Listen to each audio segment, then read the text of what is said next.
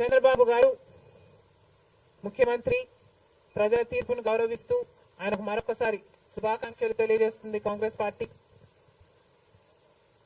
అలాగే చంద్రబాబు గారికి మరొకసారి గుర్తు చేస్తుంది కాంగ్రెస్ పార్టీ మన రాష్ట్రానికి రావాల్సిన ప్రత్యేక హోదా.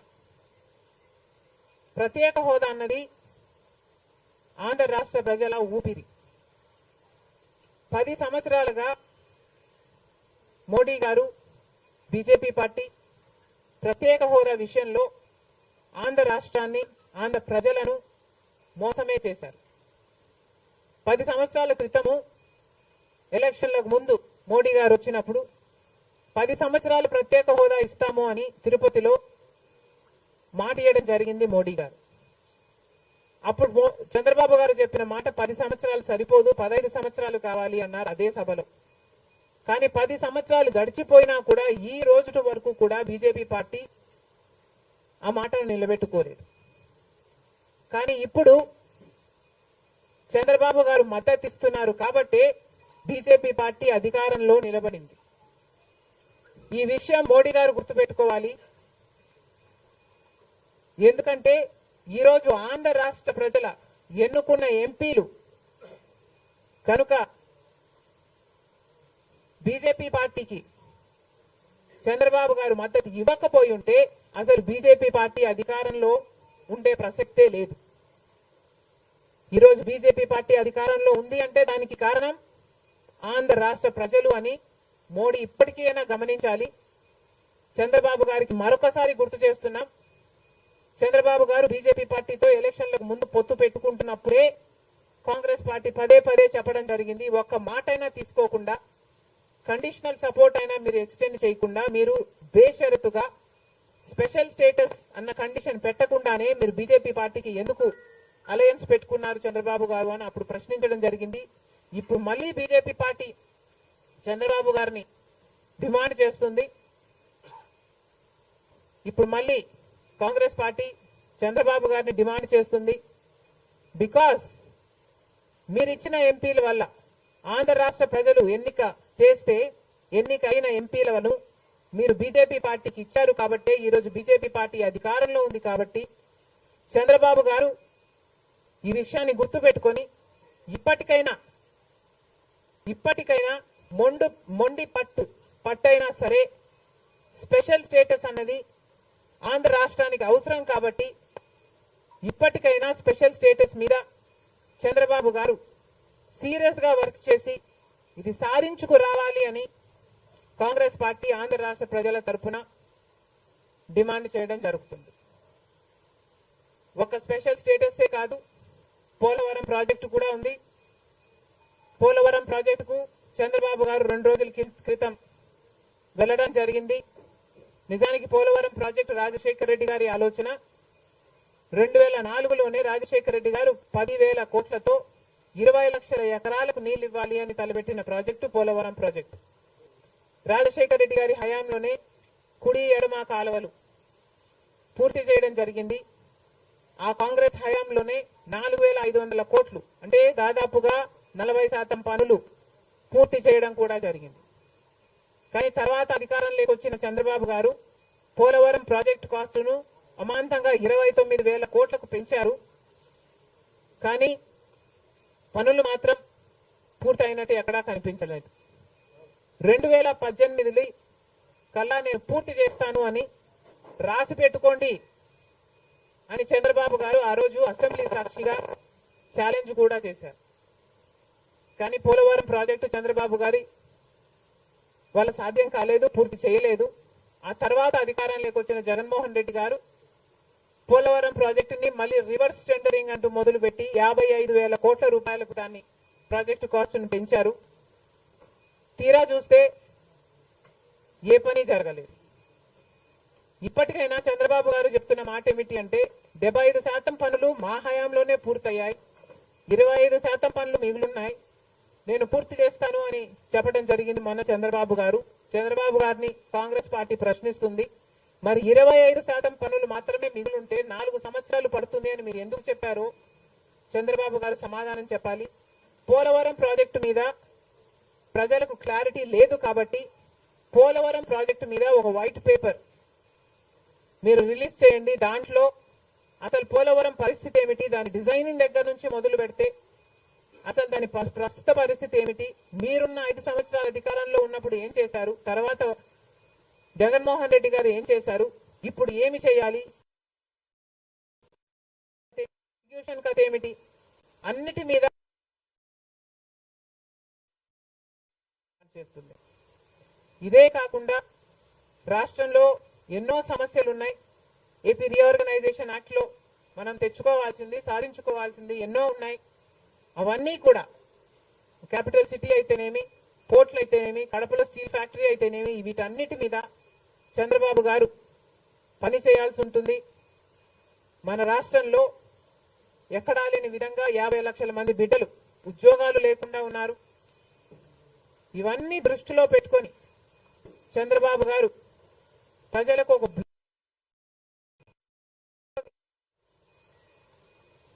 బాగుంటుందని కాంగ్రెస్ పార్టీ భావిస్తుంది.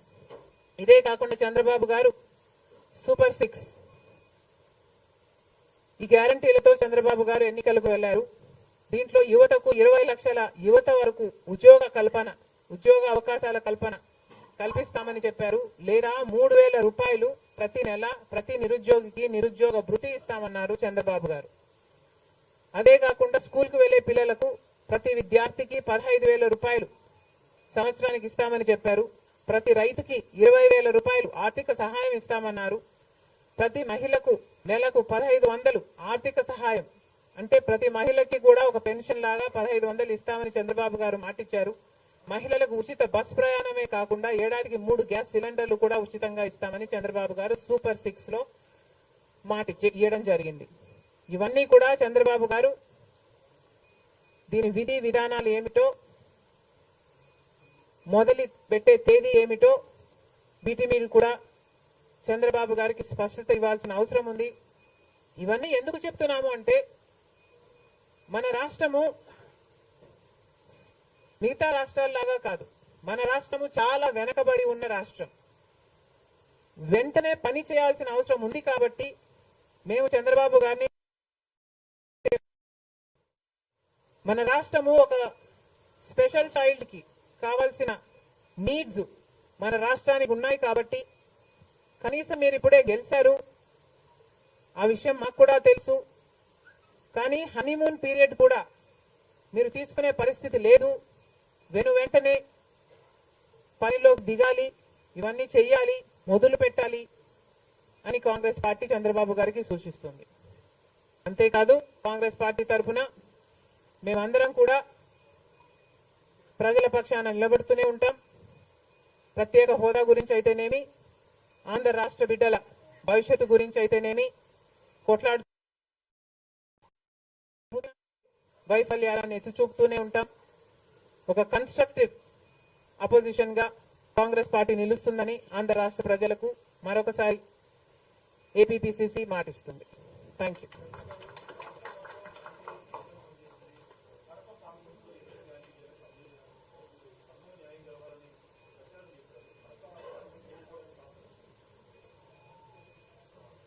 Kadapa situation is a different situation because కడపలో ఎంపీ ఉన్నాడు, ఎమ్మెల్యే ఉన్నాడు, అధికార పక్షం. అక్కడున్న ప్రజలు భయభ్రాంతులు గురై బ్రతుకుతున్న ప్రజలు. ప్రభుత్వానికి వ్యతిరేకంగా అంటే యువజన శ్రామిక రైతు పార్టీకి వ్యతిరేకంగా పనిచేస్తే, ఓటేస్తామని తెలిస్తే మాకు వచ్చే స్కీములు పోతాయి, అవి కాకుండా మా మీద కేసులు పెడతారు, దాడులు చేస్తారు అన్న భయం కూడా ప్రజలలో ఉంది. ఓటుకి 3,500 రూపాయల నుంచి ఇవ్వడం జరిగింది. విచ్చలవిడిగా డబ్బులు ఖర్చు పెట్టారు, డబ్బులు పని చేయకపోతే బెదిరించారు, లేకపోతే కేసులు పెడతామని, స్కీములు తీసేస్తామని, ఇలాంటి ఎన్నో ప్రలోభాలకు కడప ప్రజలు గురయ్యారు. ఇవన్నీ కూడా పనిచేశాయి. నేను కడపలో గెలవకపోవడానికి కారణం టైం అనే నేను అనుకుంటున్నాను. బికాస్ నేను కడపలో తిరిగింది కేవలం 14 రోజులు మాత్రమే. 14 రోజులు క్యాంపెయిన్ చేశాము. మిగతా టైం స్టేట్ వైడ్ క్యాంపెయిన్ చేశాము. మేము 14 రోజులు ఎంత కష్టపడినా కూడా we were not able to cover most of the geographical area. చాలా మటుకు రూరల్ ప్రాంతాలలో కనీసం రాజశేఖర రెడ్డి బిడ్డ పోటీ చేస్తుంది అన్న విషయం కూడా చాలా మందికి తెలియలేదు. మేము పోటీ చేసింది కూడా ఎలాగైనా సరే మళ్ళీ హంతకులు హత్య చేపించిన వాళ్ళు చట్టసభలకు వెళ్ళకూడదు అని ఉద్దేశంతో మాత్రమే పోటీ చేయడం జరిగింది. సరే, అది జరగకపోయి ఉండొచ్చు, కానీ ప్రజల కంటే పైనున్నది దేవుడు. ఐఎమ్ వెరీ ష్యూర్ వాళ్ళ పాపం పండుతుంది. పండే రోజు కోసం దేవుడు కూడా ఎదురు చూస్తున్నాడని నా అభిప్రాయం.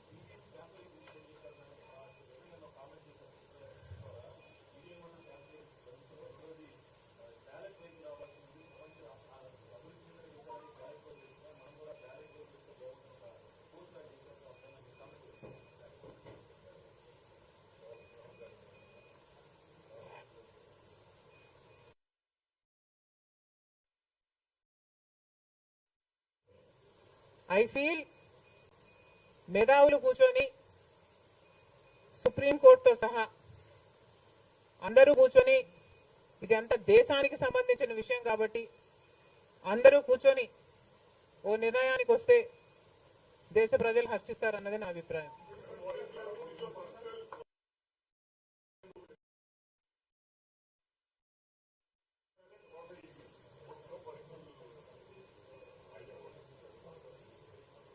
How does it matter what I think personally?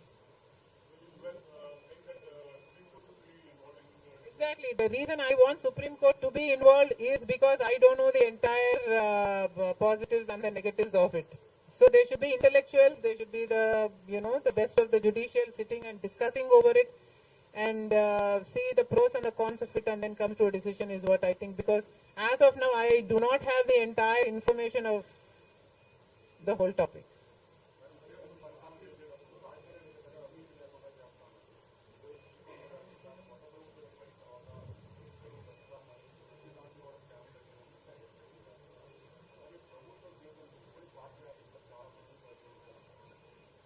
ప్రజలు బుద్ధి చెప్పారు కదమ్మా, ఇంకా నేను మాట్లాడటం ఎందుకు.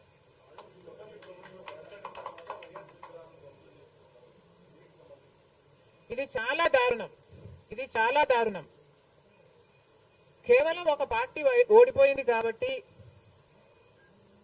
రాజశేఖర రెడ్డి గారి విగ్రహాలను ధ్వంసం చేయడం అన్నది చాలా దారుణం.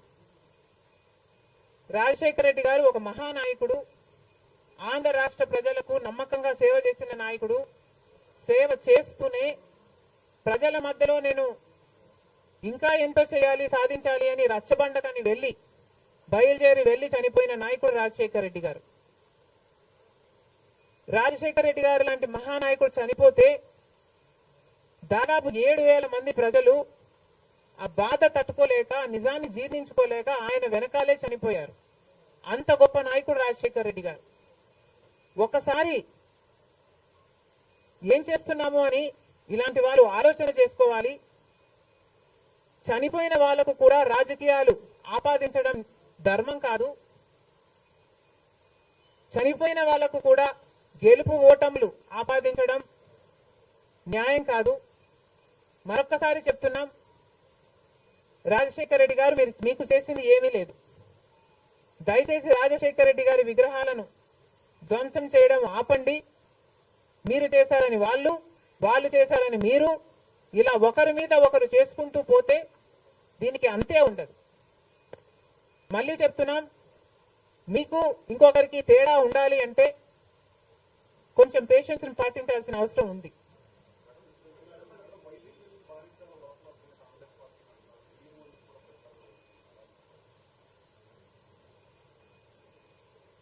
ఈవెన్చువలీ పిల్ల కాలువలన్నీ సముద్రంలో కలవాల్సిందే.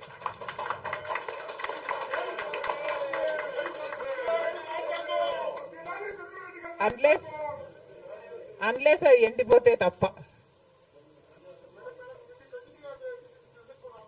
Yes, definitely.